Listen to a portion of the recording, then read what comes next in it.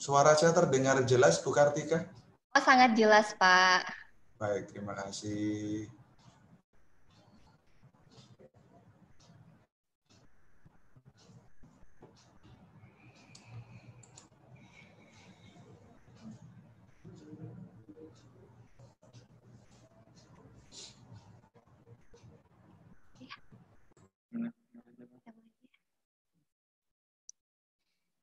Kita mulai saja, Bapak Ibu. Assalamualaikum warahmatullahi wabarakatuh.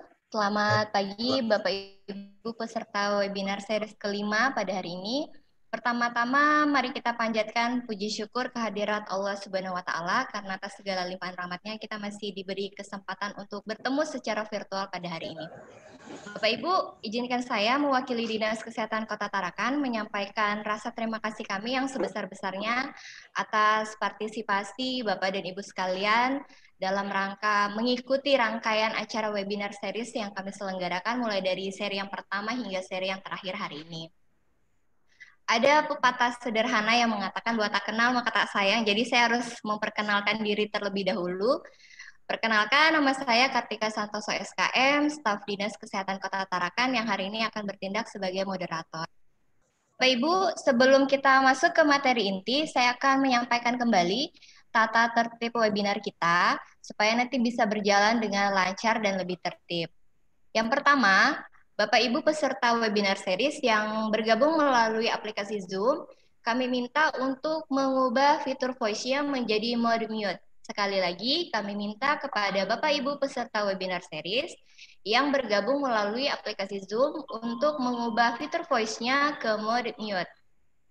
Oke, yang kedua, Bapak Ibu peserta webinar series hari ini, baik yang bergabung di aplikasi Zoom maupun streaming di channel YouTube, kami minta untuk mengisi daftar hadir di tautan bit.ly/daftar hadir kesehatan zaman now 5.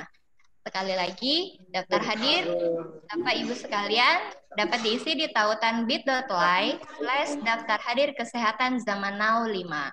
Kenapa ini penting, Pak, Ibu? Karena nanti ketika webinar ini selesai, Bapak dan Ibu akan mendapatkan e-sertifikat. Namun, sertifikat yang dibagikan oleh panitia itu akan berdasarkan dengan nama-nama yang tertera di dalam daftar hadir. Jadi, sayang banget kalau misalnya Bapak Ibu udah mengikuti rangkaian acara ini tapi tidak mengisi daftar hadir, ya.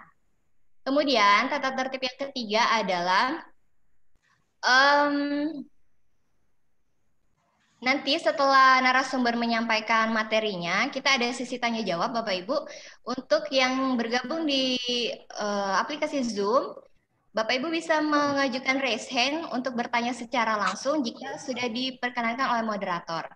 Atau Bapak Ibu yang ingin bertanya selain raise hand, baik di aplikasi Zoom maupun di YouTube, Bapak Ibu bisa meninggalkan pertanyaannya di kolom komentar.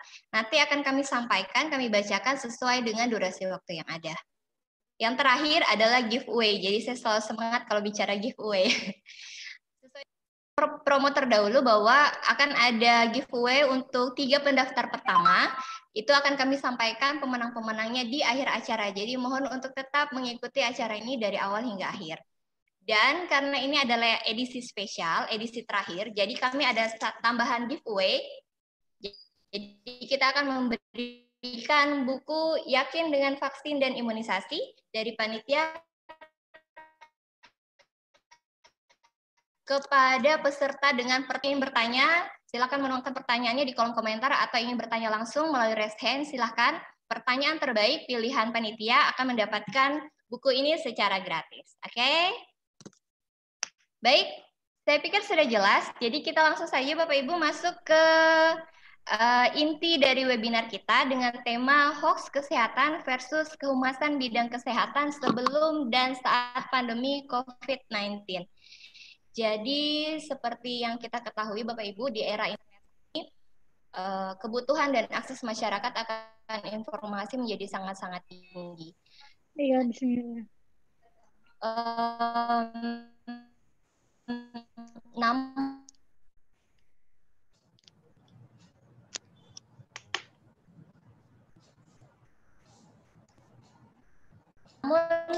hal itu menyebabkan di sisi lain ada besar terbukanya ruang yang cukup lebar benar atau kita sebut dengan hoax. bahwa hoax di bidang kesehatan itu menempati peringkat kedua setelah isu pemerintah dan politik. Tapi nanti dikoreksi jika data saya salah atau ada data terbaru. Apalagi di saat pandemi saat ini, saya pikir informasi akan kesehatan menjadi sangat-sangat hal-hal yang sangat dicari oleh masyarakat ya. Apa itu COVID, bagaimana gejalanya, penularannya dan lain-lain. Namun kesalahan informasi yang diterima oleh masyarakat itu juga bisa berakibat yang sangat fatal. Jadi mulai dari ketidakpercayaan masyarakat akan fasilitas layanan kesehatan, kemudian bisa sampai membuat keresahan di masyarakat. Lantas, apa yang harus kita lakukan sebagai tenaga kesehatan? Kemudian, bagaimana kita mengedukasi masyarakat untuk bisa mengelola informasi yang mereka terima dengan bijak?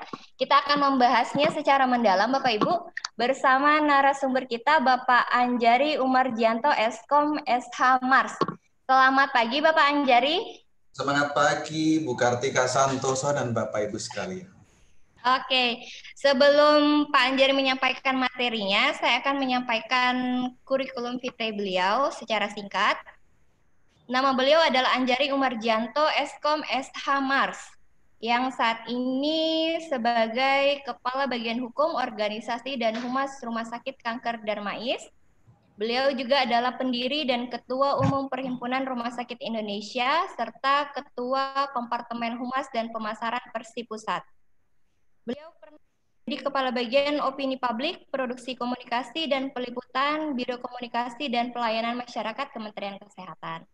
Ada juga nih penghargaan yang pernah beliau terima sebagai Top 100 Corporate Communication Practitioners Indonesia 2019 oleh Mixed Mercom Magazine dan Top 50 PR pilihan oleh PR Indonesia Magazine. Kepada Bapak Anjari Umarjianto, saya persilakan Pak untuk menyampaikan materinya. Baik, terima kasih. Assalamualaikum warahmatullahi wabarakatuh. Waalaikumsalam. Semangat pagi Bapak Ibu sekalian dan salam sehat. Baik, yang pertama kami ucapkan terima kasih kepada Ibu Kartika Santoso sebagai moderator dengan pembukaan yang sangat ciamik pagi ini dengan suasana yang sangat cerah. Sambil saya coba screen sharing, masih di disable ini oleh host. Kalau diizinkan saya untuk berbagi screen. Yang saya hormati, kalau beliau sudah hadir, Dr. Joko Haryanto, Direktur RSUD Kota Tarakan, apakah beliau sudah hadir? Kemudian ada Pak Toto Subroto, selaku Kabid Humas RSUD Kota Tarakan. Bapak Ibu Kepala Puskesmas di Kota Tarakan yang saya hormati. Kemudian dan hadirin dimanapun berada yang hari ini menyimak webinar seri 5 ya. Ini terakhir saya jadikan penutup ini rupanya. Terima kasih sekali atas undangannya. Kami merasa terhormat bisa hadir berbagi pengalaman, berbagi pemahaman hari ini dengan Bapak Ibu sekalian. Gitu ya.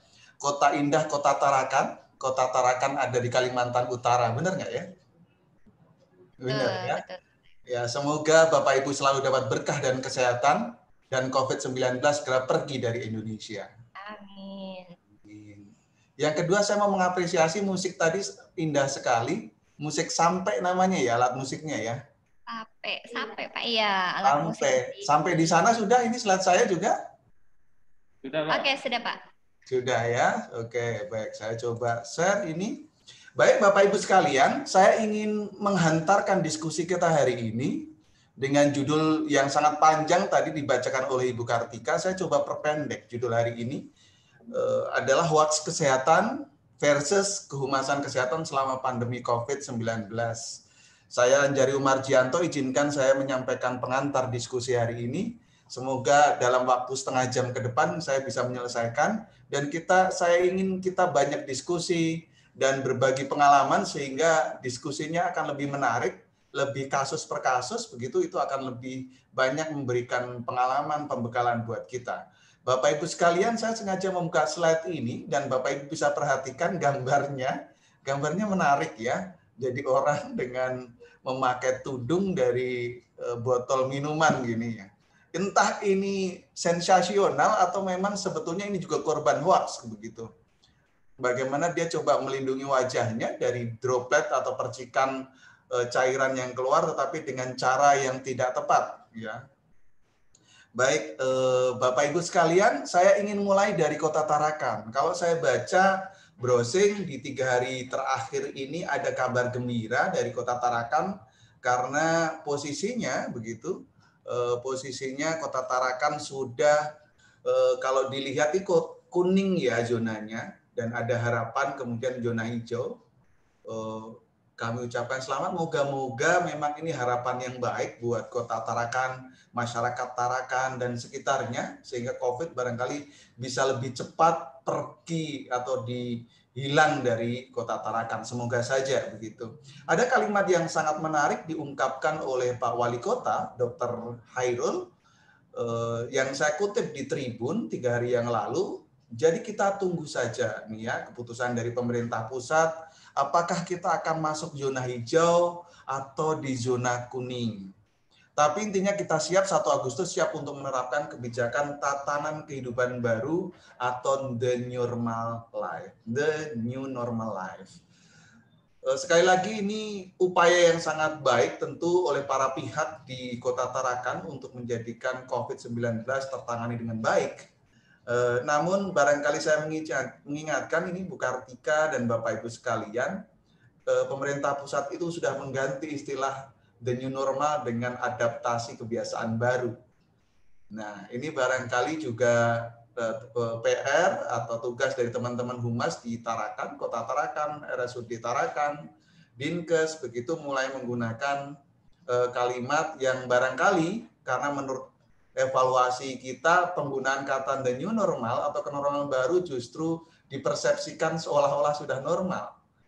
Nah, ini dari perspektif komunikasi menjadi barangkali perlu kita perbaiki nanti ke depan menjadi adaptasi kebiasaan baru. Bapak Ibu sekalian, izinkan saya menyampaikan data terakhir kasus COVID di Indonesia kemarin tanggal 27. Kasusnya kita menembus 100.000 terkonfirmasi positif. Ini kabar menyedihkan kalau dilihat bahwa persebarannya juga besar karena menembus 100.000, ini tertinggi kita di Asia begitu ya. Namun juga kalau dari sisi lain barangkali ini juga keberhasilan bagaimana kita melakukan pemeriksaan yang lebih besar sehingga temuan kasusnya menjadi lebih besar. Ada 2 sisi mata uang ya, bahwa ada bisa disebut ini juga sedih karena ada penambahan, tetapi di sisi lain juga barangkali ini keberhasilan kita melakukan pemeriksaan. Dan yang meninggal 4.800-an orang. Ini bukan semata-mata angka Bapak Ibu, ini sebuah kabar yang menyedihkan karena ini bukan sebatas angka. Ini ada saudara kita, ini ada orang-orang yang kita cintai dengan sangat amat terpaksa menjadi korban COVID-19 begitu ya. Sehingga ini kita sangat prihatin, sedih. Ya, terus apakah ini kita akan biarkan terus begitu ya? Korban-korban berjatuhan, penularan, penyebaran penyakit semakin besar, zona merah di area Jawa dan sekitarnya. Kalau tadi kita lihat ini di peta ini Tarakan kuning ya, dan ada beberapa wilayah sudah hijau, alhamdulillah ini. Semoga daerah-daerah lain juga menyusul begitu. Tapi poinnya tentu kita nggak akan biarkan ini kan naik terus, ya. Saya juga ingin ingatkan Bapak Ibu semua pada kejadian 2-3 hari ini. Ini kalau kita perhatikan foto, judul berita, isi berita, ini kalau bahasa saya sedih, khawatir, kesal jadi satu gitu. Kalau ditanya sakitnya itu ada di sini, di dada ini, gitu, nyesek rasanya gitu ya. Dari sebelah kanan itu kejadian di sebuah rumah sakit di Sumatera Utara, Rumah Sakit Pirngadi gitu. Videonya sangat viral 2-3 hari lalu itu, dan kami coba konfirmasi dari Persi Pusat ke daerah Sumut ya, lagi ada persepsi yang keliru, persepsi yang tidak tepat yang difahami oleh saudara-saudara kita, keluarga pasien terhadap bagaimana penanganan jenazah COVID-19 begitu. Dan itu juga PR buat kita orang kesehatan bagaimana terus mengedukasi yang terus menantang gitu, tidak ringan ini. baru kejadian kemarin sore di sebelah kiri, kembali lagi ini Bapak Ibu, jenazah pasien COVID dijemput paksa, bahkan ratusan polisi pun tak sanggup begitu untuk menahan, untuk meredakan, untuk memberi pemahaman kepada saudara-saudara kita di Lombok Barat gitu. Karena ini pasien ini dari Lombok Barat, kemudian dirawat di kota Mataram, meninggal positif COVID-19, namun pihak keluarga tidak mau jika dimakamkan dengan cara COVID dan diambil paksa. Rumah sakit sudah berusaha sekuat tenaga, aparat sudah coba meyakinkan pun tak berhasil. Akhirnya jenazah itu direlakan dibawa oleh keluarganya ke Lombok Barat. Lagi-lagi ini melihat fenomena seperti ini sedih kita, khawatir, kesal kita kalau orang kesehatan gitu ya. Karena ini ada bahaya di sana, bahaya penularan gitu. Kalau nanti penularan juga banyak, yang sakit banyak gitu, akhirnya ke rumah sakit, ya kita lagi rumah sakit atau kawan-kawan kesehatan juga yang juga akan merawatnya begitu. Bapak Ibu sekalian, ini peristiwa-peristiwa singkat yang coba saya bangun di awal pertemuan kita ini untuk kemudian satu pertanyaan buat kita. Apa yang kita lakukan dalam situasi seperti ini? Mau diam atau kita mau berbuat sesuatu gitu? Berbuat sesuatu sekecil apapun yang mungkin bisa berdampak, ya bisa meluruskan persepsi, berdampak pada penanggulangan COVID-19 ini. Nah, oleh sebab itu salah satu langkah kecil itu saya ingin mengajak Bapak Ibu yang hadir hari ini begitu, dikuatkan tekadnya, diluruskan niatnya, dan juga secara pemikiran dimantapkan dan diaplikasikan dalam kenyataan sehari-hari. Saya ingin mengajak Bapak Ibu semua menjadi barisan anti hoax kesehatan. Hashtagnya AHOAX atau tagar anti hoax kesehatan. Saya selalu mengatakan tidak harus menunggu Anda jadi Superman, Anda jadi Batman untuk menyelamatkan orang. Anda bisa berperan menyelamatkan orang-orang yang tercinta, saudara kita, tetangga kita, teman kita, rekan kerja kita, dengan kita melawan hoax kesehatan. Mulai hari ini Bapak Ibu sekalian, yuk saya ajak Bapak Ibu semuanya ketika posting, mengunggah konten di media sosial, Twitter, Instagram, Facebook, YouTube, tolong gunakan hashtag AHOAX. Tidak hoax adalah bohong. Jadi tidak bohong. Dan hashtag anti hoax kesehatan. Please, mari kita gerakan anti hoax kesehatan. Ini apa? Ini bukan sekadar tagar gitu ya. Ini apa sih? Coba kalau Bapak Ibu cek di Twitter, di Instagram hari ini, saya sedikit narkis karena yang saya tunjukkan di sini adalah postingan saya. Tapi ada beberapa postingan teman-teman kami yang memang berdiri bersama, bertindak bersama dalam gerakan anti hoax kesehatan. Misalnya di sini kami tayangkan sebuah klarifikasi yang kejadian di Medan tadi. Ada sudah klarifikasinya, kemudian kita susun kontennya, kemudian kita sampaikan ke media sosial, dan alhamdulillah banyak yang like, banyak yang share, banyak yang menyebarkan. Ini untuk mengimbangi informasi hoax yang beredar di masyarakat. Sebelah kanan itu kejadian di Surabaya, kami melakukan klarifikasi langsung, kami rapat sampai malam, mendapatkan fakta-fakta, kemudian kita meringkas itu menjadi sebuah narasi kontra atau anti hoax kesehatan begitu, kemudian disampaikan ke media. Alhamdulillah mulai bergulir kalimat itu, meskipun kemudian hoaxnya juga banyak gitu ya. Kemudian di bawah itu adalah postingan dari Kementerian Kesehatan untuk melawan hoax kesehatan soal santri, 1000 santri yang tak sadarkan diri, yang disebutkan katanya dilakukan rapid test, padahal tidak ada itu. Nah, ini contoh hoax yang beredar di sekitar kita, Anda bisa cek semuanya. Nah, Bapak Ibu sekalian, sekali lagi ini bukan sekadar tagar, ini bukan seorang hashtag gitu, tetapi ini sebuah ajakan gerakan untuk menyelamatkan diri kita, keluarga dan orang lain, anti hoax kesehatan. Menyelamatkan dari apa? Satu, informasi sesat yang menyesatkan, soal kesehatan tentunya. Ya. Informasi yang sesat. Contoh konkret, misalnya di media Anda bisa baca berapa yang lalu, rumah sakit dituduh nakal, menjadi ladang bisnis, meng-COVID-kan pasien negatif menjadi positif karena iming-iming konon katanya bantuan pemerintah 200 juta per kepala, 90 juta per kepala, itu duitnya sopo gitu ya. Fitnah yang luar biasa gitu. Itu informasi sesat yang menyesatkan. Gerakan ini untuk melindungi dua. penularan virus, melindungi kita, saudara kita jangan sampai tertular virus COVID jangan sampai menyebar gitu ya. Artinya apa? Dengan kita melawan hoax ini kita coba mencegah supaya penularan dan penyebaran virus COVID itu tidak bertambah. Yang ketiga, menyelamatkan keluarga kita dari pengobatan perawatan yang salah gitu. Ya. Contoh nih, beredar kalung COVID, kalung antivirus gitu, corona buatan pemerintah ada dari Kementan gitu. Ya, artinya itu sebagai upaya kesehatan tradisional untuk meningkatkan imun, meningkatkan daya tahan tubuh dan lain. Oh, bagus, bagus. Namun kemudian di-framing oleh media seolah-olah itu antivirus.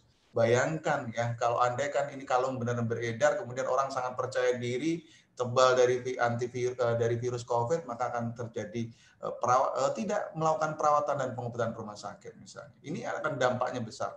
Dan yang keempat tentu akan melindungi keluarga kita dengan gerakan anti hoax ini, melindungi keluarga kita dari kerugian material dan immaterial. Ya, ini orang-orang yang karena menyebar hoax kemudian ditangkap polisi, kemudian dapat sanksi hukum dan lain-lain. Artinya dengan melakukan gerakan ini kita coba menghindarkan. Kemudian Bapak Ibu, yuk kita lihat beberapa fakta hoax ya. Riset ternyata 44% orang Indonesia itu nggak mampu membedakan itu hoax atau bukan. Ini sedih juga sih, 44% Bapak Ibu orang kita itu belum bisa mendeteksi itu hoax atau tidak. Iya, terutama di grup WA. Ini jempol, ini dekat banget dengan layar ya. Ini jempol dekat banget dengan layar. Tapi please sebelum mencet enter tuh, tanyakan ke pikiran dan hati kita, ini benar nggak sih? Gitu. Ini penting nggak sih? Gitu. Ini urgent nggak sih? Kayak gitu. Jadi yuk kita mulai dari kita. Jadi ini menyedihkan. Yang kedua, hoax lebih cepat menyebar dibandingkan informasi benar. Itulah mengapa setiap klarifikasi yang kita berikan kadang ya tetap kalah dengan hoax tadi. Padahal udah diluruskan, tetap saja kurang. Karena apa? Memang hoax lebih cepat nyebar. Gitu. Yang tadi nyebarin begitu dikasih klarifikasi yang benar belum tentu mau menyebarkan. Itu fakta. Yang kedua, tadi Bu Kartika sudah menyebutkan beberapa data. Ini data yang dari Kominfo. Dari periode Agustus 2018 dan 2020 bulan Juni itu kesehatan itu lebih dari 1.000. Ini data yang bisa ditemukan, tetapi sebetulnya jauh lebih besar dari itu ya. Nah, ini periode hoax khusus corona ya. Ini khusus corona. Sejak periode 23 Januari sampai 21 Juni 2020, itu ada lebih dari 1.700 hoax tentang corona. Bayangkan itu. Itu menyebar dari Facebook, Instagram, Twitter, YouTube yang dapat ditemukan oleh tim Kominfo, tim anti hoax. 1.776 itu barangkali termasuk yang Bapak Ibu nyebar di WA. Ini belum termasuk nih.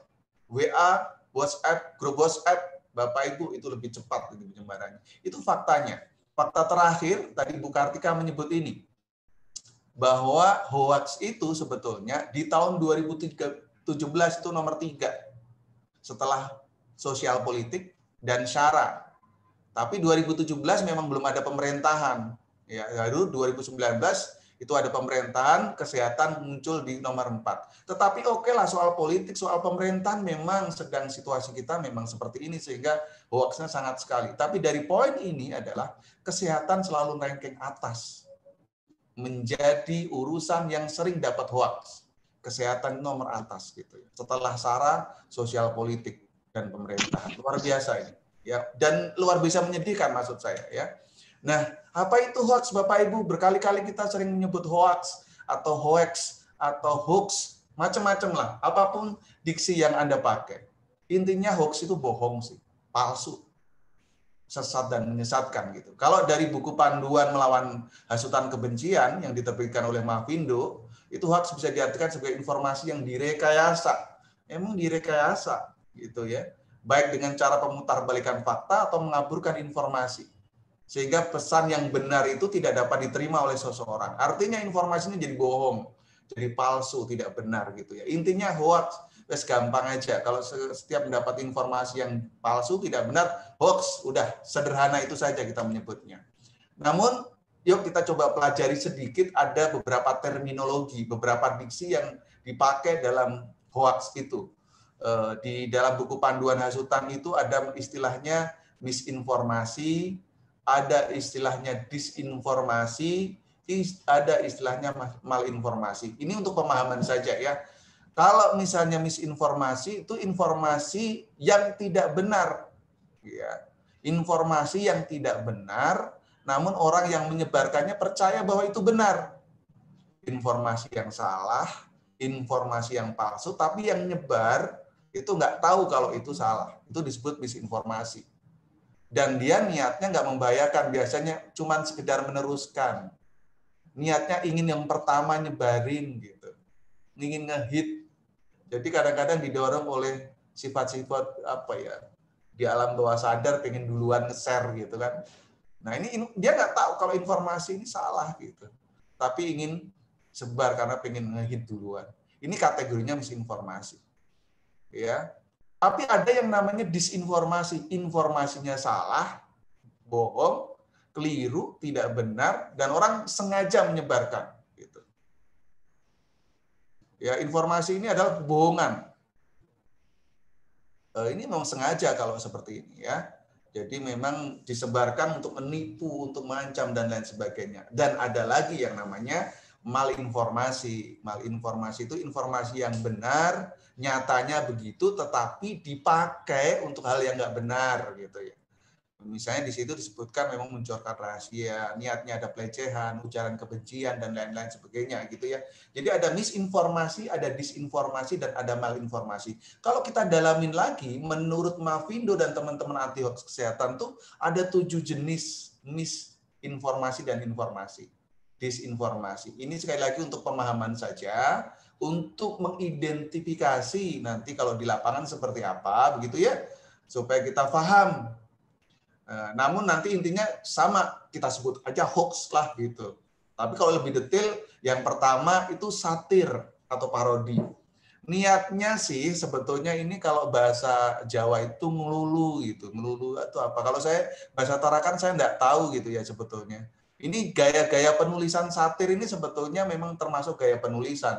Niatnya baik sih gitu. Tetapi untuk ketika dibaca, dilihat, didengarkan orang yang dengan pemahaman sempit atau belum ngerti ilmu yang benar, maka ini bisa dianggap benar gitu. Padahal ini cuma satir gitu. Jadi satir itu juga bagian dari hoax atau misinformasi tepatnya.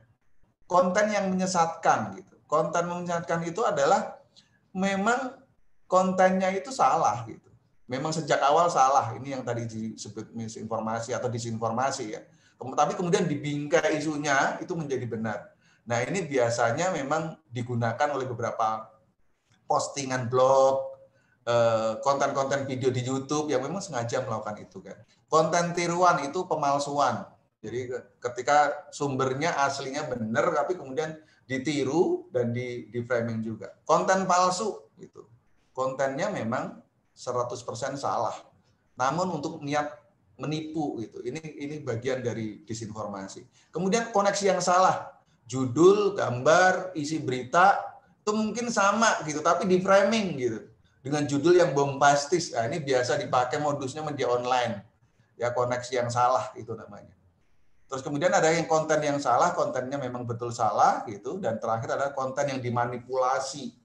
Ini yang tidak pas ini. Tapi Bapak Ibu 7 misinformasi dan disinformasi ini sederhananya kita sebut hari ini hoax saja ya, supaya lebih mudah gitu. Nah, saya coba sampaikan beberapa isu di media beberapa belakangan ini yang juga sangat potensial nih menjadi misinformasi, jadi disinformasi, jadi hoax gitu ya. Misalnya soal dokter nakes yang tertular COVID. Beritanya benar nih itu. Tapi kemudian di framing sedemikian rupa menjadi seolah-olah rumah sakit justru penularan. Kalau udah begitu ya udah nggak datang ke rumah sakit kan jadi hoax gitu. Kemudian ada isu soal penurunan PHK karyawan rumah sakit, kemudian penolakan pasien COVID terjadi di mana-mana gitu, tidak mau dikuburkan gitu. Kemudian orang mulai tolak rapid karena dianggap COVID ini adalah konspirasi. Yang terakhir video yang banyak viral di Bali ya, 2 hari yang lalu mereka demo tolak rapid bareng-bareng. Ya Allah, sedih banget rasanya, nyesek rasanya kita ya. Kemudian ada juga penghentian telemedicine, tes COVID menjadi syarat layanan rumah sakit, jemput paksa ini terjadi bahkan sampai hari ini ya. Jemput paksa terakhir tadi saya sebutkan di Kota Mataram gitu ya. Kemudian rumah sakit pasien tidak mampu rapid test, kemudian bayi meninggal. Ini beberapa isu yang memang potensial. Kita sebagai humas, kita sebagai anggota gugus tugas daerah misalnya, kita bagian dari dinas kesehatan, puskesmas, isu-isu ini berkembang di sekitar kita. Dan kita mesti aware nih, mesti sadar, nggak boleh enggak, kita harus peduli. Nggak boleh kita cuekin. Karena kalau ini terjadi dan itu menjadi persepsi umum, Anda bisa bayangkan. Orang lagi nggak mau fitnahnya yang lebih besar kayak hari ini. Oh, rumah sakit bisnis nih, orang di COVID kan. Nah itu misinformasi yang kita barangkali kita selama ini mungkin tidak begitu peduli gitu, sehingga menjadi sebuah pemahaman umum. Nah oleh sebab itu Bapak Ibu, kita di Humas Kesehatan mau seperti apa? Apa yang kita lakukan? Ini kalau bicara kehumasan tidak semata-mata petugas humas, bukan semata-mata pejabat humas, bukan staf humas semata, tetapi seluruh pihak. Karena kehumasan itu bicara soal reputasi institusi, reputasi daerah. Gitu. Nah, sebetulnya di dalam konsep WHO atau konsep dunia ini, dalam kegawat daruratan kesehatan, itu ada namanya komunikasi risiko. Di dalam kegawat daruratan kesehatan masyarakat itu kan ada proses prevent, detect, dan respon ya. Nah, respon di fase respon itu ada namanya komunikasi risiko. Ada 5 pilar yang bisa dikerjakan kita di gugus tugas kesehatan, di dinas kesehatan, di komunikasi risiko ini ada 5 pilar yang mesti kita lakukan. Dan di sini salah satu pilarnya adalah rumor management. Atau kemudian sekarang di kalimatnya disempurnakan menjadi nomor 5. Addressing perception, risky behavior, and misinformation. Jadi rumor management atau penanganan hoax itu pilar kelima dari komunikasi risiko yang mesti menjadi manajemen kegawat daruratan kesehatan masyarakat. Artinya dengan kata lain pemerintah daerah, gugus tugas, dinas kesehatan, dan stakeholder penanganan COVID-19 ini tidak bisa mengabaikan bahwa penanganan hoax itu menjadi urusan penting dan wajib dalam komunikasi risiko. Yang lain kita bisa diskusi, tapi hari ini kita ngomong soal komunikasi risiko dalam konteks hoax ya, bahwa penanganan hoax itu menjadi pilar kelima dari komunikasi risiko.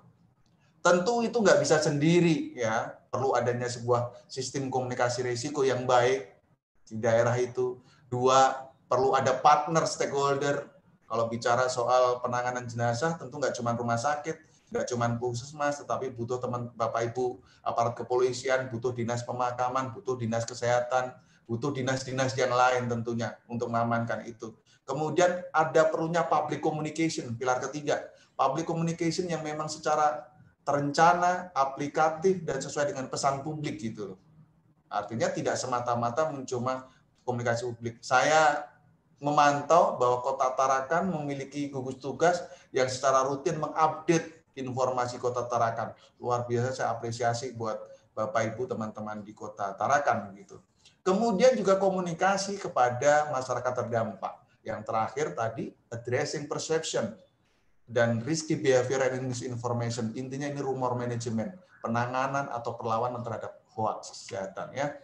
Nah, ini sedikit pemahaman saja apa itu komunikasi risiko, apa itu komunikasi krisis. Intinya adalah komunikasi risiko yang dilakukan oleh kita dalam kegawat daruratan kesehatan atau pandemi hari ini itu adalah bagian panjang dari sistem komunikasi kita. Dan pada saat tanggap bencana seperti ini itu disebut komunikasi krisis atau crisis communication. Ini membedakan saja. Crisis communication itu adalah bagian dari risk communication. Komunikasi krisis itu bagian dari komunikasi risiko. Hanya saja fasenya pada tahap tanggap. Sebelumnya, sebelum ada bencana, sebelum ada pandemi, perlu dilakukan komunikasi risiko. Demikian juga sesudah nanti turun, fase-fase ini sudah kuning nih ya. fase kuning itu berarti tetap dilakukan komunikasi risiko, nggak berhenti teman-teman. Di gugus tugas, di dinas kesehatan nggak boleh berhenti, tetap melakukan komunikasi risiko. Seperti apa nanti kita lihat. Intinya apa? Komunikasi risiko yang menjadi tugas kehumasan, gugus tugas, dinas itu adalah membantu publik gitu dengan memberikan informasi, melibatkan publik sehingga kemudian publik bisa mengambil keputusan terhadap risiko yang dihadapi. Dia tahu risikonya, kemudian dia ngambil keputusan dan kemudian mengambil tindakan. Itu peran komunikasi risiko sangat besar. Bisa jadi kalau banyak hoax hari ini, bisa jadi itu hikmah pelajaran buat kita adalah komunikasi risiko kita mesti itu perlu ditingkatkan gitu ya. Nah, tadi fasenya kuning ya, fasenya kuning. Nah, oleh sebab itu barangkali kita memang perlu nih ini 4 strategi dari komunikasi risiko. Kalau sebagian besar di daerah-daerah merah, crisis communication itu memang diterapkan komunikasi itu fase merah gitu. Ini dalam komunikasi risiko itu hazard plus outthreat. Bahayanya dengan kecemasan publiknya gitu. Kalau hazardnya itu tinggi sebelah kanan, kemudian outthreat-nya naik tinggi, maka diperlukan crisis communication. Kalau bahayanya itu tinggi, kemudian masyarakat merasa adem-adem aja gitu, merasa cuek saja, maka disebutkan precaution advocacy. Barangkali untuk Bapak Ibu yang ditarakan, yang zona merah, mungkin sudah fasenya fase precaution advocacy. Hazardnya sebetulnya masih tinggi. Nanti ada gelombang kedua, amit-amit jangan sampai terjadi sih. Tapi kalau jangan sampai dari gelombang 2 perlu dilakukan precaution advocacy melalui membangkitkan masyarakat yang apatis gitu. Ya, kemudian mengadvokasi kepada tokoh masyarakat untuk selalu mengingatkan 3M, memakai masker, menjaga jarak, terus apa lagi? Memakai masker, menjaga jarak, mencuci tangan pakai sabun. Nah, barangkali strategi precaution yang perlu dilakukan di Kota Tarakan hari ini. Ya, dan lain-lain sebagainya. Saya ingin mempercepat. Bu, itu kurang berapa menit ini, Bu? Bu Kartika? Nah, Bapak Ibu sekalian, di bagian ini saya coba 5 tips bagaimana kehumasan memerangi hoax ya. 5 tips yang langkah-langkah ini barangkali bisa diterapkan atau coba dibangun. Kalau sudah ada, alhamdulillah, terima kasih sekali kalau Kota Tarakan dan sekitarnya sudah memulai. Tetapi kalau mari kita perkuat tentunya, kita evaluasi. Tapi kalau belum, yuk kita mulai. Yang pertama dari membangun literasi.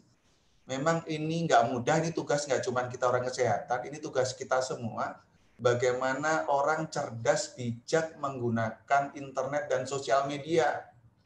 Ini banyak ini, sampai pagi ini gitu, orang bilang, ini katanya teman, katanya tetangga, saudara saya itu kemarin nggak apa-apa, tiba-tiba di-COVID-kan karena ditawari oleh rumah sakit, dapat 50 juta gitu. Terus saya tanya di Twitter itu 50 juta itu uang semua gitu, nggak daun gitu ya. Logikanya gitu, kalau setiap orang dapat 50 juta gitu untuk mau di-COVID-kan ya, bisnis itu saja gitu ya. Tapi itu jelas-jelas fitnah gitu. Nah, ini diperlukan mereka tanpa fakta, tanpa data yang benar. Ketika ditanya, nggak mau berbagi informasi. Disuruh lapor kepada jalur resmi, kepada kanal resmi, nggak mau pula gitu. Dan setelah ditanya, akhirnya tutup akun, menghapus postingan. Ini ketidakcermatan, ketidakbijakan dalam menggunakan internet. Jadi membangun literasi ini milik tugas kita semua sih, tanpa bosan-bosan. Moga-moga saya sih yakin ini para peserta webinar termasuk orang-orang yang literasi internetnya bagus.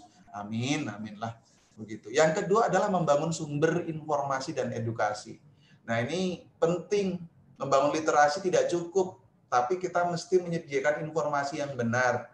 Nah, ini kalau bicara soal COVID-19 di penanganan di Indonesia, ada banyak sumber informasi yang benar. Setiap hari ada informasi dari juru bicara pemerintah dan juga juru bicara gugus tugas. Langsung online di media cetak, media online.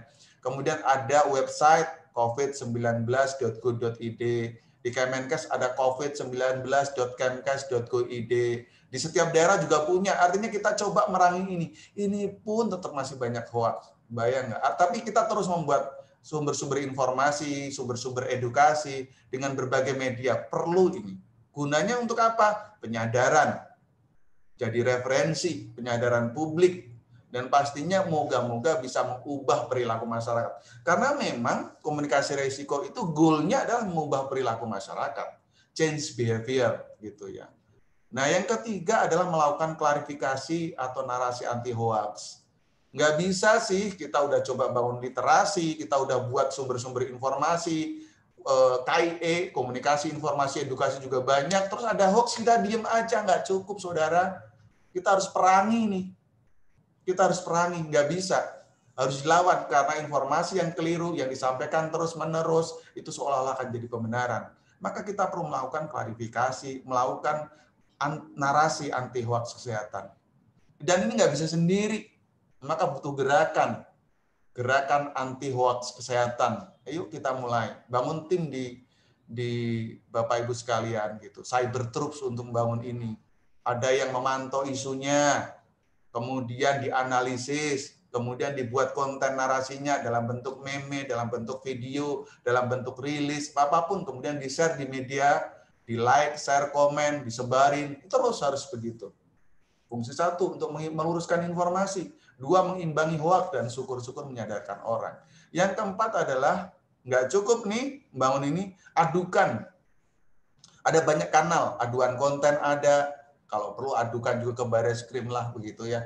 Report spam kalau di Instagram, di Twitter, atau di Facebook. Jadi bisa kita adukan ini lewat jalur resmi pemerintah gitu ya.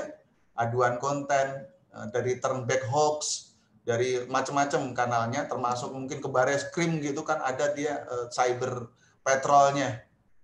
Atau laporkan ke platformnya, ke Facebook, pencet sebelah kanan, kemudian report as spam gitu. Di Instagram juga gitu. Semakin banyak yang report as spam, insya Allah platform itu menurunkan konten yang salah itu.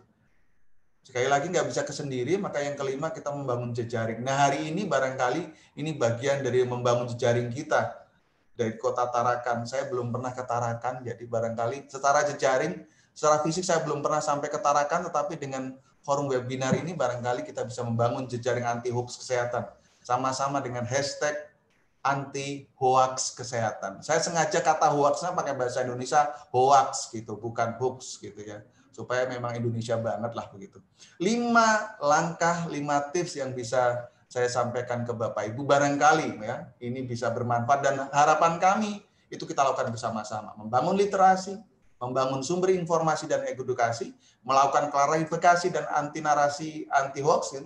Yang keempat adalah menyampaikan aduan, dan yang kelima membangun jejaring anti hoax kesehatan. Itu 5 tips yang bisa saya sampaikan. Contoh kasus di bagian akhir saya ingin cerita kasus ini. Kasus ini terjadi beberapa hari yang lalu, pagi-pagi sekali, jam 8 lewat sekian lah, sebelum jam 9, tiba-tiba di Twitter saya di-mention orang, kemudian ada yang mengaku-aku gitu. Mengaku-aku. 2 hal yang diaku. 1, menuduh rumah sakit, saya sebut aja rumah sakitnya Wiyung, Surabaya.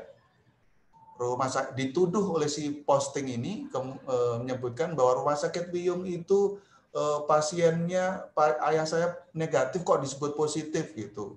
Kekeh banget. Nah, itu 1.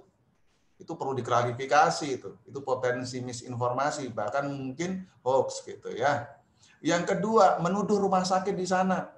Pokoknya yang masuk ke rumah sakit Siloam akan disuntik mati gitu.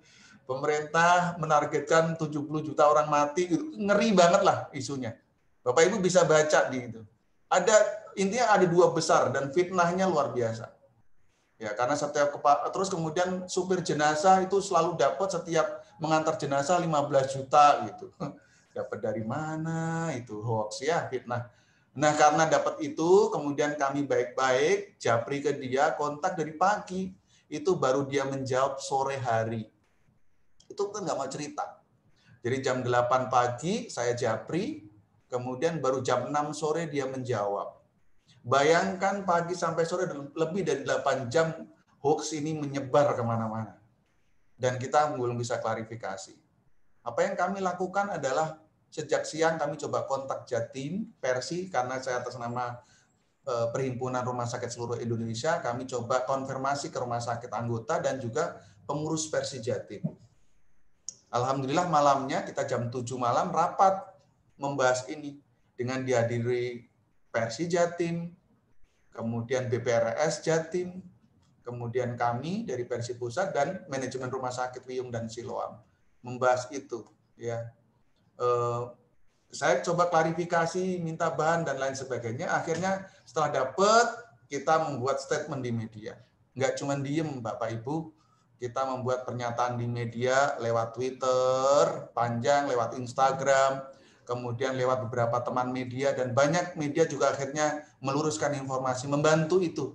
Kenapa media memberitakan? Ya karena kita merespon itu, melakukan klarifikasi, dan kemudian membangun narasi anti-hoax kesehatan. Dan itu masuk. Banyak media yang kemudian menyampaikan, meluruskan itu. Tapi kan kasus ini kembali mengalir sampai jauh nih hoax. Dampaknya tetap berat. Makanya kan sama, tetap terjadi gitu ya. Rumah sakit terjadi di Medan, di Lombok, di Surabaya, masih saja terjadi.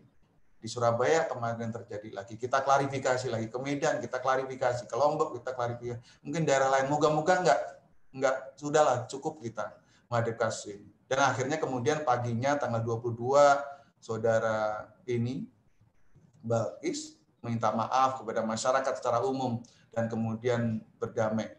Ya, namun memang akhirnya ini berakhir dengan damai, tidak ada langkah hukum. Mungkin perlu dipertimbangkan memang kasus-kasus seperti ini barangkali melangkah hukum ya supaya ada efek jerak. Namun sih intinya kita dari Perhimpunan Rumah Sakit dari PRSI, intinya poin pertama adalah informasi ini harus diluruskan. Ya, supaya keluarga kita, saudara kita terhindar dari informasi yang sesat dan menyesatkan. Itu poinnya. Kedua, ada memang permintaan maaf dari yang bersangkutan dan tidak diulangi, semoga saja. Dan dipublikasikan sehingga orang bisa jadi pembelajaran begitu. Ya, supaya kemudian penyebaran COVID ini kita bisa hindarkan, kita bisa cegah gitu. Nah, kalau kemudian ada langkah hukum, tentu ada pertimbangan-pertimbangan lain yang menjadikan kita nggak mengambil langkah hukum. Rumah sakit nggak mau. Karena kita ini, rumah sakit sudah fokus berjibaku, berjuang, melawan COVID-19, merawat pasien, mengobati pasien, bahkan saudara-saudara kita, tenaga kesehatan, dokter, perawat, petugas rumah sakit, banyak yang meninggal karena berjuang melawan COVID-19 ini. Ada orang yang tega gitu memfitnah kita, orang-orang kesehatan, rumah sakit gitu, di situasi seperti ini. Bukannya kita mestinya bahu-membahu bersama-sama melawan COVID-19 supaya hilang dari Indonesia. Itu Bapak Ibu yang saya bisa sampaikan. Intinya adalah, satu, hoax kesehatan itu bahaya. Sesat, menyesatkan, dan berdampak serius gitu. Berdampak serius dan membahayakan kesehatan masyarakat. Hoax kesehatan. Yang kedua, kesehatan itu harus diperangi, nggak bisa dibiarkan. Dan diperanginya nggak bisa sendiri. Gitu. Harus bersama-sama. Yang ketiga, perkuat komunikasi risiko. Komunikasi risiko itu adalah sistem manajemen bagaimana salah satunya melawan hoax, memerangi hoax gitu. Hoax nggak akan hilang. Hoax hanya bisa kita lawan, bisa kita kurangi, kita imbangi. Kalau kita nggak mau, maka hoax akan semakin merajalela dan itu merugikan kita, saudara kita, keluarga kita, dan masyarakat sekitar kita. Tidak harus menunggu Superman untuk menyelamatkan mereka. Cukup menjadi anti hoax kesehatan. Terima kasih. Assalamualaikum warahmatullahi wabarakatuh. Terima kasih Bapak Anjari atas materinya yang luar biasa, kekinian banget ya. Jadi memang apa-apa yang disampaikan itu adalah hal-hal yang memang terjadi saat ini, yang sangat nyata kita lihat. Banyak sekali berita-berita di media sosial yang sebenarnya banyak sekali hoaxnya daripada benernya ya. Pak, saya punya satu pertanyaan.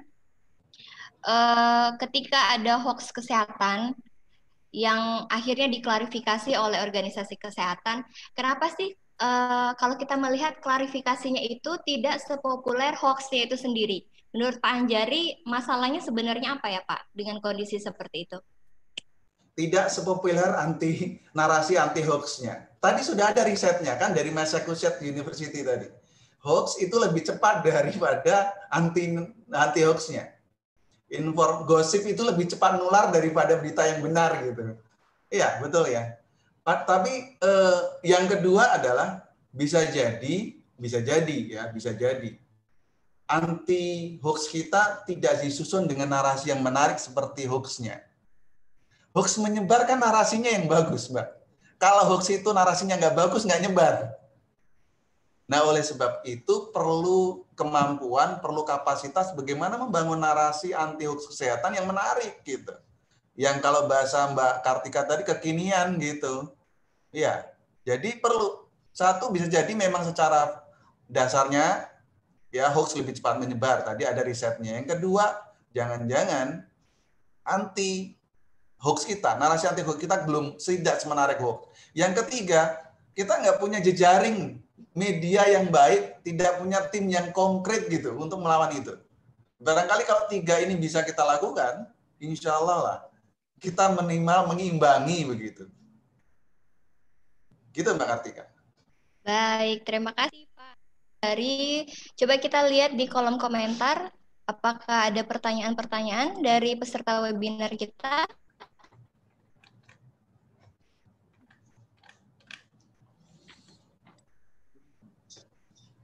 Ya, ini Pak Anjari ada pertanyaan dari Mbak Alfia, mahasiswi Universitas Paletehan, Banten. Jadi pertanyaannya, di daerah saya banyak orang tua di sini yang khawatir karena berita hoax ternyata tentang COVID-19 dari grup WhatsApp, tetapi waktu saya memberikan klarifikasi tentang kesehatan, banyak sekali yang tidak percaya dan masih bingung tentang berita hoax tersebut. Apakah itu karena efek saya belum lulus kuliah? Lalu bagaimana cara saya meyakinkan para orang tua yang ada di lingkungan saya agar tidak percaya oleh berita hoax? Boleh berikan tipsnya atau tidak, Bapak Anjari, bagaimana cara meyakinkan para orang tua tentang berita hoax tersebut? Terima kasih. Oh, ini sepertinya ini pengaruh umur, jadi dianggap masih muda, kemampuan pengetahuannya masih sedikit, jadi kurang dipercaya. Bagaimana anak-anak muda bisa memberikan satu influence yang bagus, memberikan satu informasi kesehatan yang mudah dipercaya oleh berbagai kalangan. Gimana tipsnya, Pak Anjari? Oke, Mbak siapa tadinya Mbak Kartika? Saya maaf tidak begitu Mbak dengar. Alfiah dari Banten, Pak. Mbak Alfia dari Banten, saya doakan semoga segera lulus Mbak, lulus dengan cum laude. Dan niatnya mengeluruskan hoax dicatat amal soleh oleh Allah. Amin. Yang kedua tipsnya, ada 5 prinsip. 5 prinsip dalam membangun komunikasi risiko atau dalam hoax itu. Dan prinsip pertama itu namanya kepercayaan. Percaya, trust itu nomor 1. Nah, rumus trust itu apa sih Mbak Afia? Rumus trust itu 2. Karena trust itu sama dengan kompeten plus care. Kompeten plus care. Jadi yang orang bisa dipercaya kalau dia satu kompeten, yang kedua dia peduli. Syarat 2 ini dipenuhi belum oleh Mbak Alfia. Kompeten. Apakah memang orang menganggap bahwa Anda kompeten menyampaikan informasi itu? Yang kedua, apakah memang Anda terbukti selama ini peduli soal itu? Kalau 2 ini terpenuhi, maka Anda sebetulnya terpayang.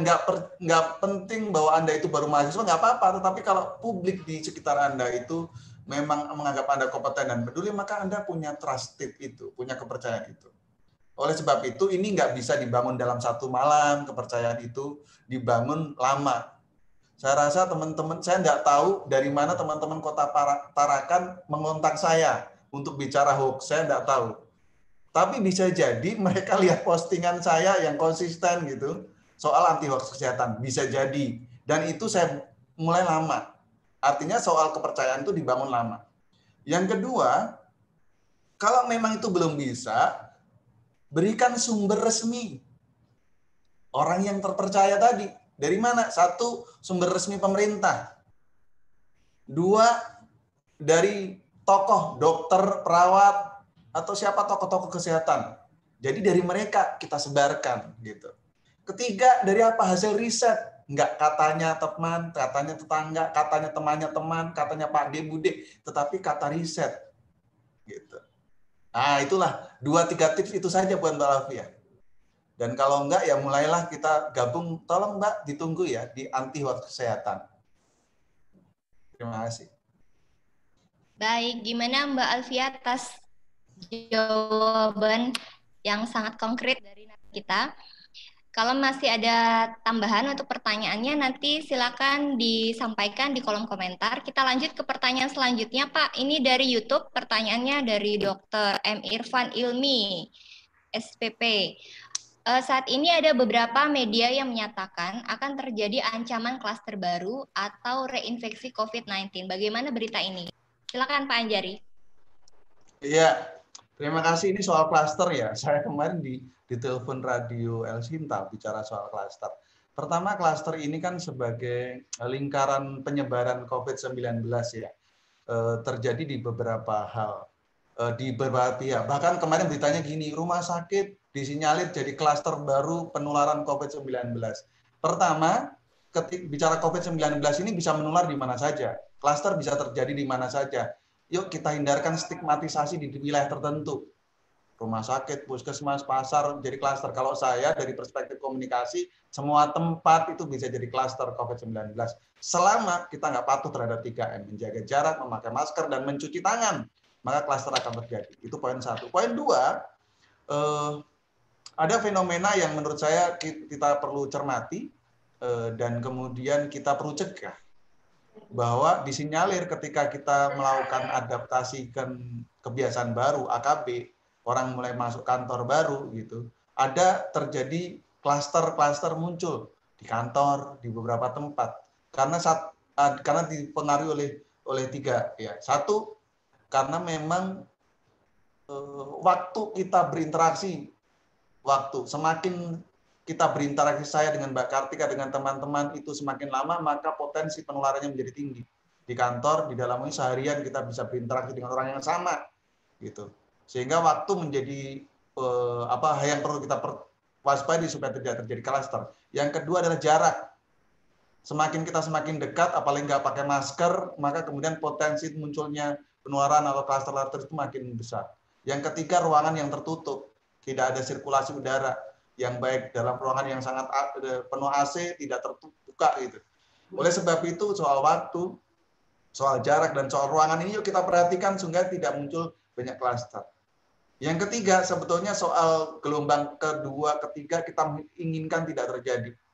Nah oleh sebab itu saya ingin fokus mengajak ke teman-teman sekalian yang hadir hari ini, yuk kita disiplin, kita semua nih, nggak cuma masyarakat, disiplin untuk melakukan 3M tadi. Ya, supaya penularan tidak terjadi dan COVID segera berakhir. Mungkin itu, Mbak Kartika, terima kasih. Baik, terima kasih Pak Anjari. Wah, ini ada satu lagi pertanyaan Pak dari Risma, Dinas Kesehatan Kota Tarakan di Zoom. Pertanyaannya terkait beberapa hoax atau fakta ini Pak. Misalnya bawang putih bisa mencegah COVID, minum air putih tiap 15 menit, ada isu tentang termogan yang merusak otak. Kemudian ada pula berita tentang mandi air panas bisa membunuh virus. Bagaimana cara kita membedakan antara berita hoax atau berita fakta? Karena banyak dari kita yang sulit untuk membedakannya. Silakan Pak.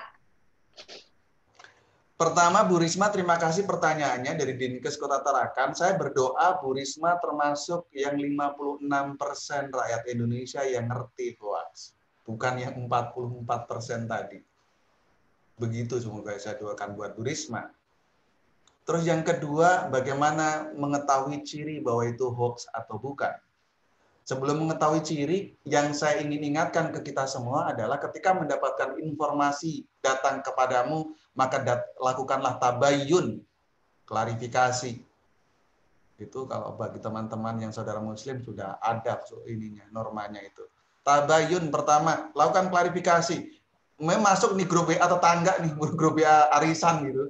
Yang pertama dilakukan, ayo tanya dulu sama orangnya, ibu dapat dari mana nih gitu kan?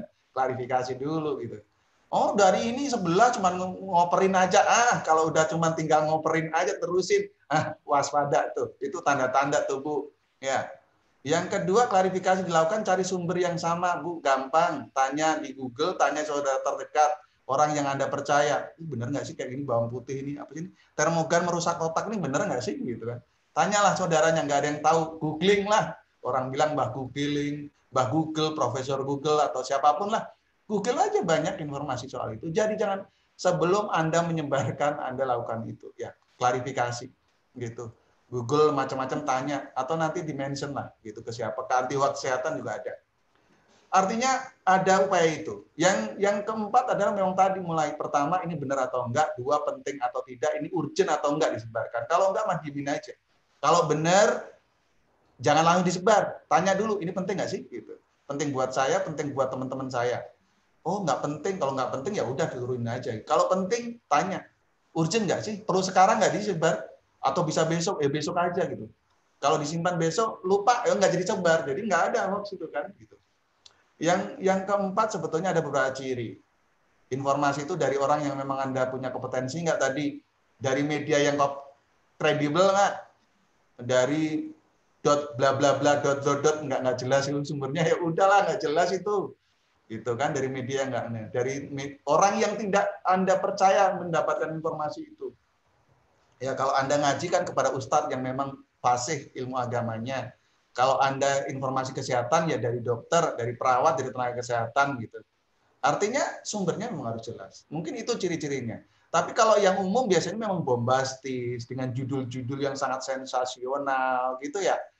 Awas, sebarkan, viralkan, udahlah. Kalau udah mulai kalimat begitu tuh Bu, Anda harus curiga tuh ya dari tukang hoak itu kalau begitu mah. Terima kasih Bu Kartika.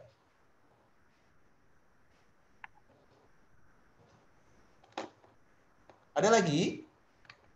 Baik, ini kayaknya banyak banget nih Pak Banyak ya. pertanyaannya karena hoax ini ya. Ada lagi pertanyaan Pak di YouTube kita dari Yualita Putri. Pertanyaannya Pak, simple tapi cukup gimana gitu ya. Pertanyaannya Oke. begini Pak, mengenai hoax, apakah pemerintah sendiri sudah memberikan informasi kepada masyarakat 100% benar? Saya khawatir kalimat ini karena jargon yang sangat terkenal itu. Tapi saya nggak mau sebutkan di sini karena itu sama sekali nggak begitu. Hoax itu bisa dibuat oleh siapa saja. Semua potensial membuat hoax meskipun nggak sadar barangkali. Tapi ada yang sadar sih. Dan korban hoax bisa siapa saja. Jangankan orang awam. Saya yang ini selalu memposting anti hoax kesehatan bisa jadi kena hoax. Bapak Ibu semua yang mungkin gelar profesor, doktor, sekolahnya tinggi, yang nggak sekolah sama saja sama potensial hoax. Maka kita perlu waspada. Kalau pertanyaan apakah pemerintah memang sudah membuat informasi yang benar? Secara resmi pemerintah nggak pernah mengeluarkan informasi yang tidak benar. Informasi pemerintah itu selalu benar dan diniatkan untuk kebenaran dan untuk masyarakat. Gitu ya. Makanya kalau dalam COVID, saya kembali lagi ke COVID. Dibangunlah sumber informasi COVID-19. covid19.go.id, covid19.kemkes.go.id, banyak itu. Kemenkes ada sehatnegeriku.kemkes.go.id gitu. Karena saya dulu di sana, jadi saya promosi ini kanal-kanal resmi. Ada Twitter, Twitter Kemenkes RI, Instagram itu, atau @anjarisme, tolong di follow ya itu ya. Ini ada berapa orang hari ini? Tolong tambah follower lah. Tambah follower. Ya, tapi yang penting Bapak Ibu, kita yuk tanya ke diri kita. Apakah setiap informasi yang kita berikan di mana saja, di grup WA, di media sosial kita sudah benar, sudah penting, dan urgent diberikan. Coba kita mulai bertanya dari diri kita.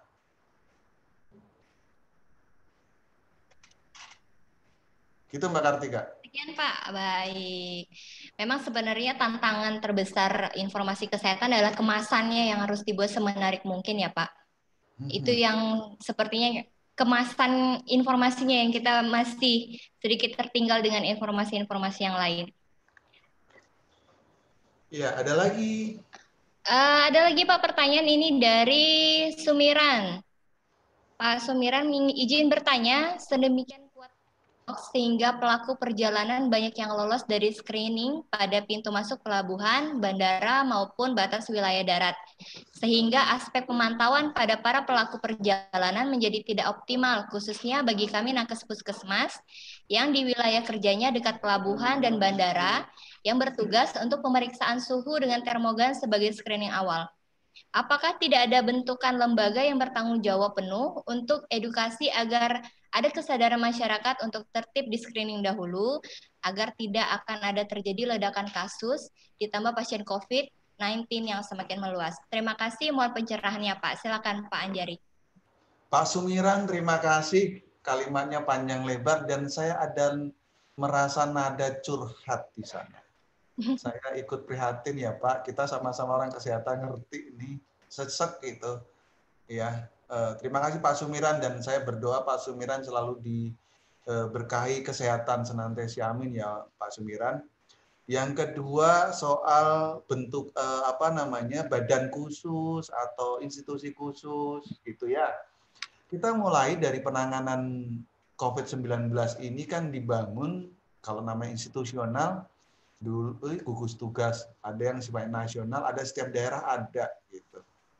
Meskipun sekarang dengan perpres yang baru kemudian ada penyegaran gitu atau revitalisasi gitu. Tetapi sama bahwa gugus tugas yang kemarin dibentuk sepanjang belum dibuat satgas baru kan gugus tugasnya masih bertugas. Artinya apa? Saya mau katakan, secara institusional, secara organisatoris, pemerintahan kita, pemerintah pusat dan pemerintah daerah, ada keharusan, kewajiban, memang secara amanah, dan memang faktanya dibentuk kan, adanya gugus tugas. Kenapa itu dibentuk di luar institusi yang sudah eksis, sudah ada? Ya karena situasinya spesial gitu, karena sekarang kita pandemi. Situasi pandemi, situasi yang luar biasa harus disikapi dengan cara yang istimewa, yang luar biasa. Maka dibangunlah gugus tugas. Gugus tugas itu di sana banyak sekali unsur-unsur yang terlibat. Salah satunya adalah komunikasi publik. Sehingga komunikasi publik itu dilakukan dari bagian dari subsistem gugus tugas di pusat daerah itu untuk melakukan informasi, edukasi kepada publik. Dalam hal penyadaran itu institusi resmi. Tentu di sana ada kolaborasi, ada koordinasi antar institusi. Nah, kalau memang belum terbangun koordinasi institusi, ya mari kita sama-sama kuatkan. Itu institusi resmi. Yang kedua, institusi yang existing. Ya ada dinas kesehatan. Kalau soal penyadaran kesehatan masyarakat untuk perubahan perilaku kesehatan masyarakat, ada dinas kesehatan. Biasanya di dinas kesehatan ada promosi kesehatan. Entah bentuknya apa ya, kasih, entah bentuknya kapit, jarang sih, biasanya kasih sih. Nah, atau kalau di rumah sakit ada juga instalasi promosi kesehatan. Di puskesmas juga ada yang petugas yang ngurusin promosi kesehatan. Itu punya visi itu. Tentu saja ini nggak tugas petugasnya sendirian. Di puskesmasnya Pak Sumiran tadi cuma satu orang, Pak Sumiran yang promosi. Sementara harus menyadarkan jutaan orang, ribuan orang mana sanggup. Ini harus dibangun sebagai sebuah tugas institusional. Hanya saja di institusi ada tugas promosi kesehatan, ada humas di sana yang memang membangun itu. Ya, artinya tingkatannya. Nah, dalam konsep COVID sekali lagi institusionalnya ada dalam gugus tugas dan gugus daerah. Nah, sekali lagi para pihak ini perlu koordinasi yang terus-menerus. Ada fatsun bahwa kebaikan yang tidak dikoordinasi dengan baik, yang tidak terorganisir akan kalah dengan hoax yang terorganisir gitu. Ya mulai sekarang ya bangunlah anti hoax kesehatan yang terorganisir. Moga-moga Tarakan bisa memulai itu. Terima kasih. Oke, lanjut Pak. Pertanyaan selanjutnya dari masih banyak ya. Masih banyak. Penggemarnya banyak nih sepertinya Pak. Alhamdulillah. Nanti kita lihat powernya nambah nggak? Ya, semoga berdampak ya Pak. Pertanyaan dari siswan Trisno, bagaimana cara atau trik untuk membentuk tim anti-hoax di rumah sakit agar kepercayaan masyarakat tetap terjaga terhadap rumah sakit di era new normal ini? Silakan Pak. Oke, saya berbagi pengalaman saja. Ya, pertama kalau kami yang pernah dilakukan, ini waktu saya masih di Biro Komunikasi, itu membangun namanya cyber troop anti hoax kesehatan. Ya, jadi waktu itu dengan keputusan Sekjen dimulai dari situ, karena kalau memang nunggu sadar-sadar kita nggak sadar-sadar Mbak Kartika, nunggu penyadaran enggak, maka kalau kita dari birokrat udah di SK-kan aja kan gitu, SK tim komunikasi anti hoax kesehatan atau apapun lah namanya, macam-macam silakan ya. Sebaiknya memang kalau di tingkat institusional mulai dibangun itu. Dari siapa mereka? Pertama, dari unit kerja yang relevan, yang ada hubungannya. Yang biasa untuk klarifikasi, di bidang-bidang teknis. Yang ahli komunikasi dari orang Promkes, orang Humas, gitu. Ahli-ahli dari ini mungkin dari para dokter yang sebagainya, macam-macam. Atau yang kedua, memang mereka punya passion, punya keinginan, selalu punya waktu bermedsos ria. Nah, kalau misalnya ahli tapi nggak ahli medsos ya sama aja gitu. Yang biasa update status di Instagram nyoba jilbab baru misalnya. Itu biasanya itu punya waktu tuh biasanya nyoba baju makanan baru. Dia memang punya passion di sana. Yang rajin update status WA, ayo siapa yang hari ini sudah update status WA? Sedang ikut webinar dengan Pak Anjari. Ayo siapa yang sudah update begitu? Nah, itu berarti ciri-ciri yang memang sudah punya passion di media sosial. Artinya unit terkait dan punya passion, buatkan SK. Yang kedua, nggak cukup dengan SK, Pak. Maka kemudian perlu ada peningkatan pemahaman soal hoax, dilakukan internal training lah untuk membahas itu, gitu ya, untuk penguatan pemahaman. Yang ketiga, setelah itu dibagi tugas di timnya. Siapa yang mau monitoring, siapa yang ahli membuat konten, siapa yang memang nyebarin. Terus ada yang tugasnya, Pak, saya nggak punya waktu untuk ngawasi, Pak, saya nggak mampu buat konten video, nggak mampu buat meme gitu. Ya udah, yang ketiga aja, apa itu? Like, share, and comment. Karena like, share, and comment itu selama-lamanya iman. Jadi kalau udah nggak punya waktu, masih nggak bisa like, share, and comment, ya kebangetan ini. Moga-moga kita semua masuk di kategori itu sekurang-kurangnya punya selama-lamanya iman dengan like, share, and comment konten narasi anti hoax kesehatan. Itu sedikit tips ya Pak. Kalau enggak nanti WA aja. Tadi nomor telepon bisa kita diskusi banyak. Terima kasih. Oke. Terima kasih, Mbak. Jadi ini sepertinya ada yang raise hand, Pak. Coba kita unmute dulu. Ini mungkin Bapak Hoirul Huda ya? Kalau di kita terbacanya... enggak ada raise. Oppo A37FW. Kita persilahkan mungkin Bapak Hoirul Huda yang udah tadi meninggalkan pertanyaannya juga di kolom komentar, tapi mengajukan raise hand. Kita buka. Silakan Pak jika ingin bertanya secara langsung. Bapak Hoirul Huda.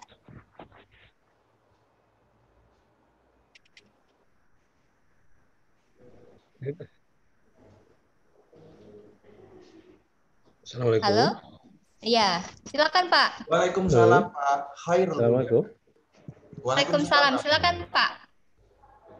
Assalamualaikum.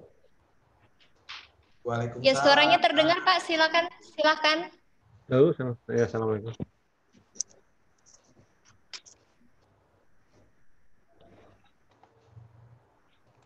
Halo.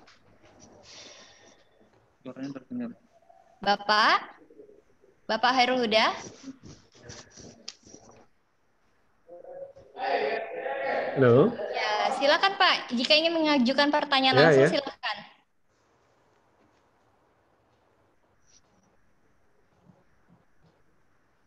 Dengar suaranya dia enggak. Suaranya terdengar Pak, sudah Pak. Halo Bapak. Baik, mungkin ini ada kesalahan teknis kali ya, atau jaringan. Kita unmute aja. Kita bacakan saja pertanyaannya tadi di kolom Halo. komentar. Halo, Bapak? Silakan Pak, langsung saja pertanyaannya. Pertanyaannya terdengar kok Pak.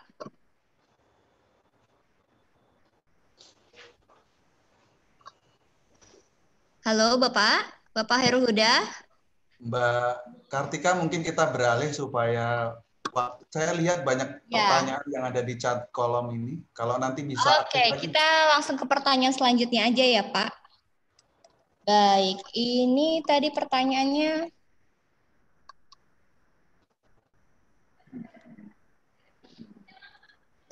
Oke. Tadi pertanyaannya Pak Hoirul Huda, Pak Anjari, bagaimana menangkal hoax? Pemerintah saja seakan-akan nggak mampu menangani. Kita yang pelaksana di lapangan kadang panas juga dengernya, katanya gitu. Gimana Pak tanggapannya? Silahkan. Pak Hoirul Huda, kalau Bapak mulai panas dengan hoax, itu tanda yang bagus Bapak. Berarti Bapak punya niat yang baik. Teruskan kepanasan Bapak ya dengan menjadi anti hoax kesehatan. Welcome to the jungle, Pak. Saya mulainya panas karena Pak. Jadi moga-moga nggak demam gitu. Canda ya Pak Khairul Huda. Yang kedua, kebayang nggak Pak, sebuah sistem pemerintahan yang nyata, yang kita nih pemerintah, dan saya ngalamin bagian dari itu, luar biasa ngadepin hoax. Bisa jadi kita memang sudah bekerja banyak gitu, tetapi memang hoaxnya itu demikian banyaknya gitu loh. Jadi ibarat pasukan nih, barangkali hoaxnya terlalu banyak gitu. Ya kalau saya menanggapinya adalah memang ini jadi bensin pemicu semangat saya gitu untuk tidak mundur gitu. Ya meskipun untuk membangun jejaring nggak mudah ya, membangun jejaring nggak mudah. Saya mengalami itu. Tapi ibaratnya kalau saya mesti berdiri terakhir kalinya untuk melawan anti-hoax kesehatan, saya lakukan gitu. Makanya saya tetap aja anti-hoax kesehatan.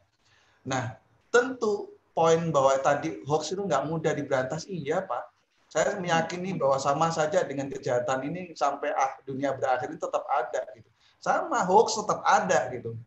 Nah, kebayang nggak mindset saya gini, uang kita perangi aja hoax itu ada, apalagi kita diem gitu. Makanya kemudian saya ingin mengajak itu semua. Kebetulan saya di sisi pemerintah, saya ngajak teman-teman saya di pemerintahan, di humas-humas antar kementerian, yuk kita bangun ini semua. Terbangun tuh Pak. Makanya kenapa kemudian di Kominfo, teman-teman Kominfo membangun namanya AIS, ya, sebuah sistem untuk mendeteksi itu. Dan keluarlah 1.700-an per kemarin itu ya. 1.700-an hoax. Itu kan dibangun itu. Kemudian saya dari organisasi perumah sakitan, kita coba bangun, melakukan itu, melawan itu. Di Persi ya, kita bangun jejaring itu. Secara sepersonal, saya dengan media sosial saya, @anjarisme, promo lagi nih, @anjarisme banyak memposting konten-konten anti hoax kesehatan. Itu kan diawali dari kesadaran itu semua. Plus, saya dapat tambahan dari Pak Khairul Huda itu menjadi orang yang memang seperti itu. Pak, hoax akan selalu ada. Hoax selalu membahayakan buat kita. Yuk, kita mulai saja Pak dari diri kita. Mulai memposting yang benar, yang penting, dan yang urgent buat kita. Terima kasih.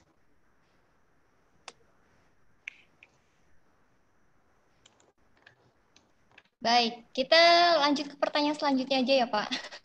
Ya, Karena masih silakan. banyak pertanyaan yang mengantri. Ada pertanyaan Pak seperti ini. Selama ini berita atau narasi hoax lebih bersifat provokatif, bombastik, sarkasme, atau bersifat hiperbola. Justru narasi seperti ini yang cepat menyebar. Apakah narasi anti hoax masih harus menarik? Kemudian membangun jejaring anti hoax, berarti namanya jejaring kan itu kelompok. Jadi siapa yang menjadi leading sektornya?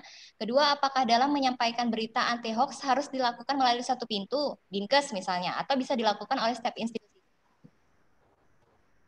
Iya, makasih, ini kumpulan dari beberapa pertanyaan ya.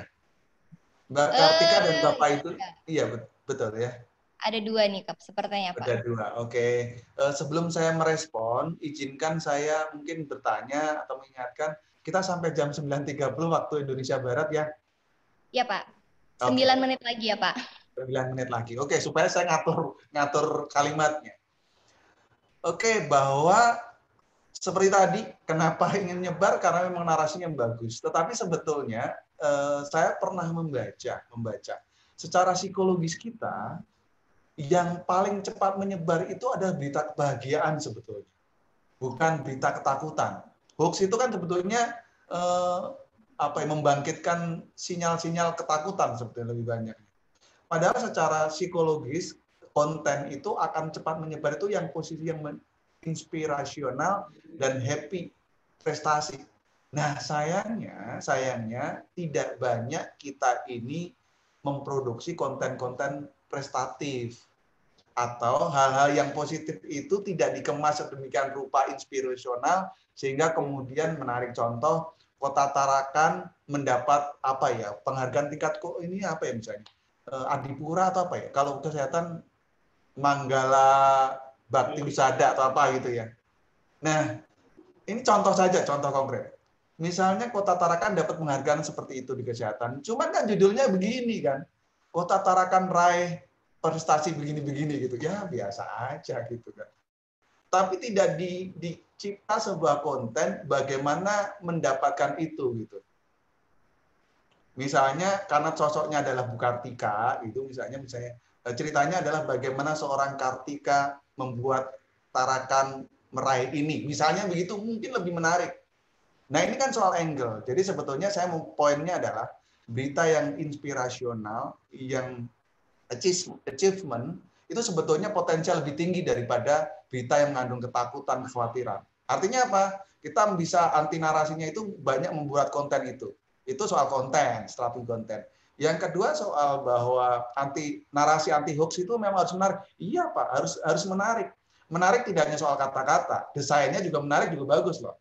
Nah sekarang berapa banyak konten anti hoax itu yang kontennya menarik gitu. Kalau enggak kan cuman gini, menanggapi isu hoax maka kami sampaikan 1 begini, 2 begini, ya kan nggak menarik juga gitu kan. Maka keluar video yang menarik gitu kan. Misalnya yang tadinya disampaikan oleh siapa, disampaikan oleh influencernya ditarakan. Nah itu kan contoh, ya itu pembenaran. Teknik-teknik konten anti hoax tentu banyak contohnya, sehingga kemudian bisa mengimbangi itu. Terus kemudian pertanyaan selanjutnya, siapa yang mesti leading sektor? Terima kasih Bapak. Tentu saja karena ini hoax kesehatan, sekali lagi prinsipnya tanggung jawab kita semua ya. Tetapi jelas dalam sebuah jejaring, dalam sebuah kelompok harus ada yang memang meliding itu.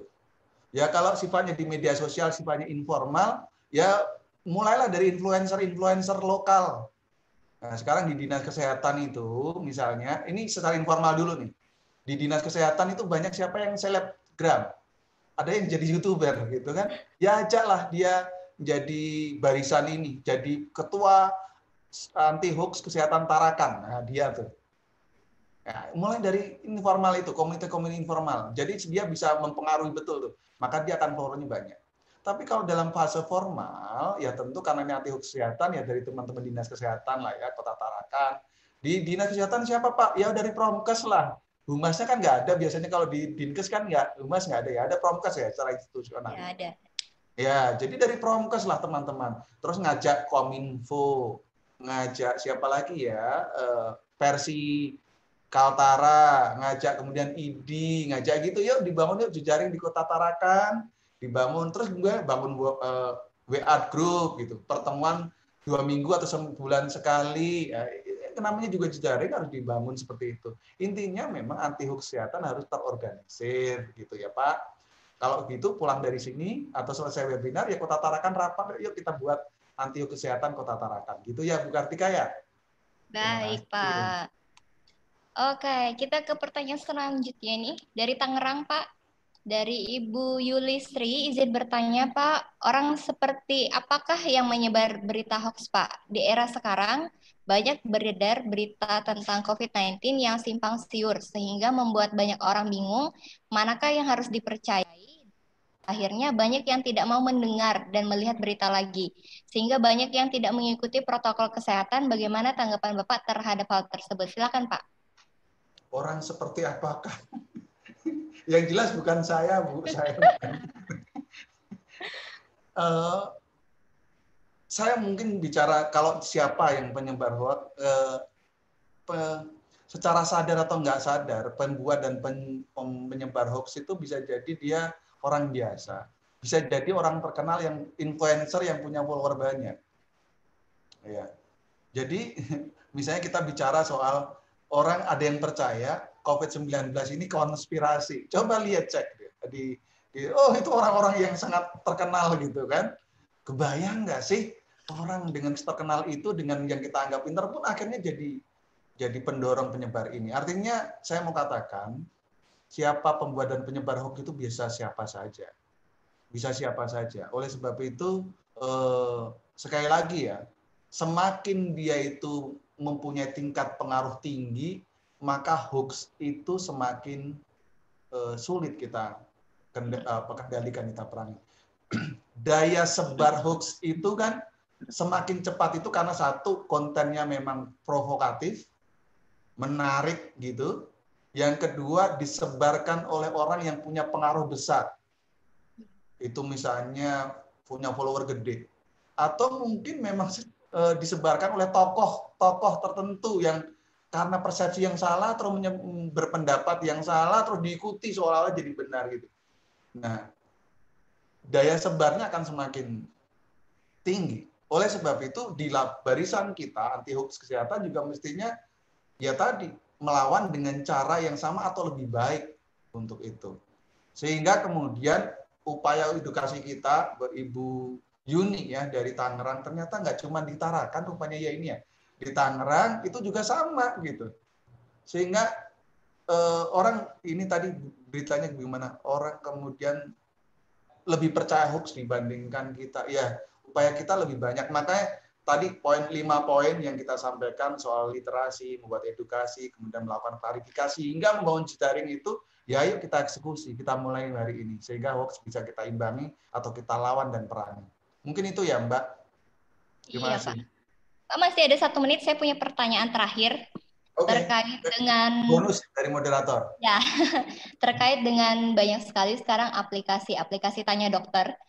Jadi kadang masyarakat itu misalnya merasakan satu gejala kesehatan di dirinya gitu. Kemudian dia cari informasi di aplikasi-aplikasi tersebut. Ada masyarakat yang akhirnya setelah membaca informasi dia langsung ke pelayanan kesehatan. Ada juga masyarakat yang baca informasi di aplikasi tersebut malah akhirnya takut. Wah, sepertinya saya ini bakal seperti ini, diagnosa secara online. Nah, itu bagaimana sih Pak sebenarnya masyarakat harus lebih bijak terkait informasi-informasi kesehatan yang ada di aplikasi-aplikasi Tanya Dokter. Silakan Pak, pertanyaan terakhir dari saya. Makasih Bu Kartika, Bun. Ini pertanyaan spesial terakhir nih. Yang lain juga spesial, cuman karena moderator lebih spesial. Pertanyaan kembali kepada aturan. Jika sakit Anda berlanjut, segera ke dokter. Itu rumus pertama. Tolong dipegang betul ini ke semua kita. Jadi sakit, pengobatan itu tanyakan kepada ahlinya.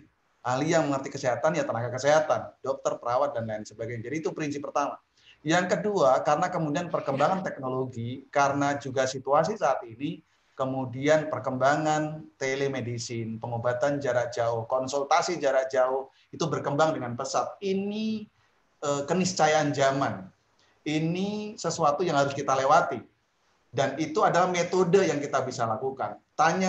Anda bisa tanya jawab di berbagai platform online atau daring tadi, silahkan saja. Memang kita dorong untuk salah satu juga pencegahan COVID-19 kan caranya seperti itu. Namun jangan berhenti di situ. Jangan berhenti di situ.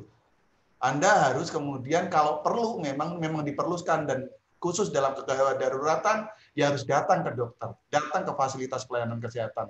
Jangan hanya percaya di situ. Karena orang sakit itu butuh ditegakkan diagnosanya. Dan penegakan diagnosa itu ya dengan pemeriksaan laboratorium, dengan pemeriksaan anamnesis langsung oleh dokter dan oleh tenaga kesehatan lain yang kompeten. Nggak cukup hanya bertanya terus tahu kesehatannya. Ya podo wae kita kayak apa gitu, menerawang-nerawang itu ya. Enggak lah, dengan perlu ditegakkan diagnosisnya kan gitu. Yang ketiga, ini kan maaf ya, penyakit saya, penyakit kita semua, kita ini takut melakukan deteksi dini karena takut ketahuan sakitnya terus khawatir enggak. Padahal konsep deteksi dini itu semakin cepat kita tahu ada masalah kesehatan dengan kita, bisa dicegah lebih cepat dan dicegah untuk terjadi fase yang lebih buruk sehingga kita bisa cepat lebih sembuh atau terhindar dari hal-hal yang tidak kita inginkan. So kita balik gitu perilaku kita. Deteksi dini itu adalah salah satu cara supaya kemudian kita bisa lebih sehat dan lebih sehat lagi. Terima kasih. Assalamualaikum warahmatullahi wabarakatuh.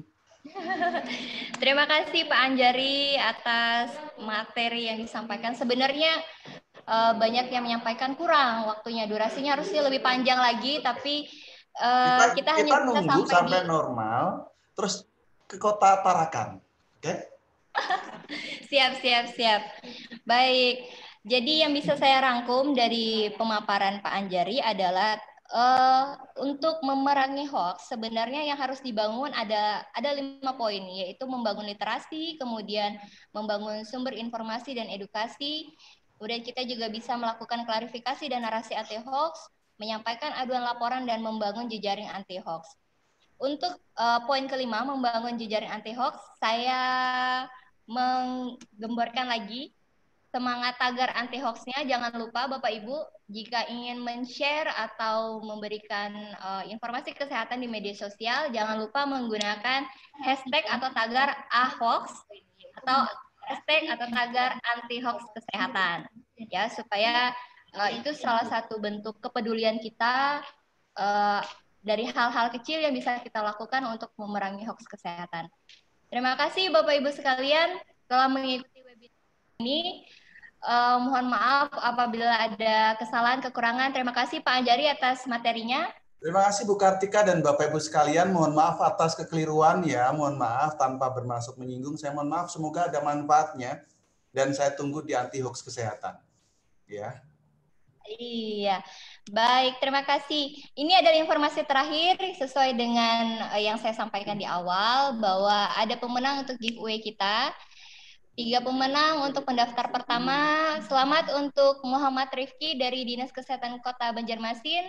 Kemudian ada Ervian Wisnu Aprilianto dari Universitas Muhammadiyah Surakarta. Dan yang terakhir Yulia Wahyu Nungdiah, SKM dari Rumah Sakit Islam Atin Husadangawi. Dan spesial giveaway kita, buku Yakin dengan Vaksin dan Imunisasi, kita persembahkan kepada Alfia dari Universitas Paletehan Banten atas pertanyaannya. Mohon maaf apabila ada kesalahan, kekurangan. Saya tutup. Billahi taufiq wal hidayah. Assalamualaikum warahmatullahi wabarakatuh. Selamat siang.